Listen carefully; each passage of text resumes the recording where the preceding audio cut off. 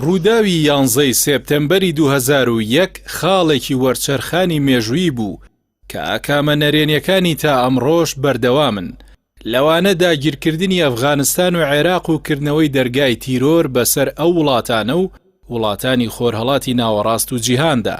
لە دوای ڕووخانی بلۆکی خۆرهەڵات و ڕاگەیاندنی سیستمی نوێی جیهانی لەلایەن ئەمریکاوە، پارێزگارە نوێیەکان لە وڵاتەدا سوور بوون لەسەر دەستوەردان لە کاروباری وڵاتان و داڕشتنەوەی سیاسەتیان بە قازانجی ویلایەتە یەکگرتووەکان. بۆیە ڕووداوەکەی 11 سێپتەمبەر بیانوویدا دەستیان کە لە ژێر ناونیشانی جەنگی جیهانی دژە تیرۆر بەرنامەی خۆیان جێبەجێ بکەن. بۆیە لە دوای 2 مانگ ئەفغانستانیان داگیر کرد و جەنگێکی 20 ساڵیان بەسەریدا سەپاند. لە دوای زیاتر لە تریلیۆنێک دۆلار زیان بە بێئەنجام لەگەڵ تاڵیبان ڕێکەوتنەوە و ئەمریکا لە ئەفغانستان کشایەوە.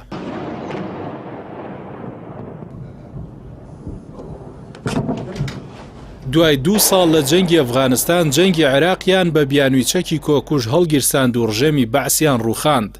ئەوە بوو کۆڵن پاول وەزیری دەرەوەی ئەو کاتی ئەمریکا لە وتارێکدا لە بەردەم ئەنجومەنی ئاسایش وتی ئەوەی ئەمڕۆ لەبارەی بوونی چەکی کۆکوژ لە عێراق پێشکەشی دەکەم هەمووی لە سەرچاوەی باوەڕپێکراوەوە دەگوێزمەوە کە ڕاستین و زانیاری هەواڵگری باوەڕپێکراون.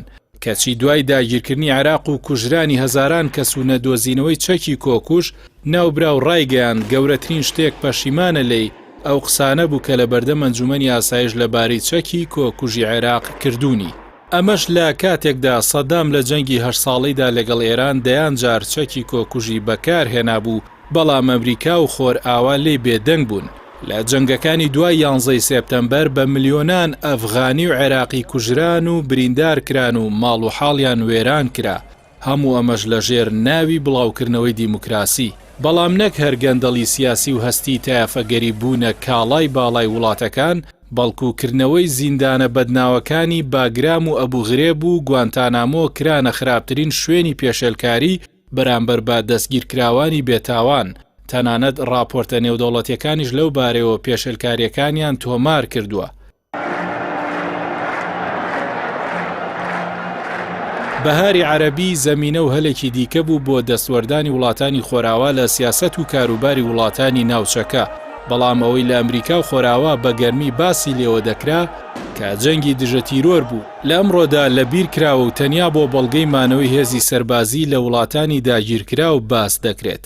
بەو پێی جەنگەکانیان کە چەندین تریلیۆن دۆلاری تێچوو بە ناکامی مایە و نەگەیشتەوە ئەنجامی دەیانەویست، بەڵام توانیان ئارامی و سەقامگیری وڵاتانی پێتێک بدەن و ژێرخانیان هەرس پێبێن و ئاکامەکەی تا ئەمڕۆش بەردەوامە.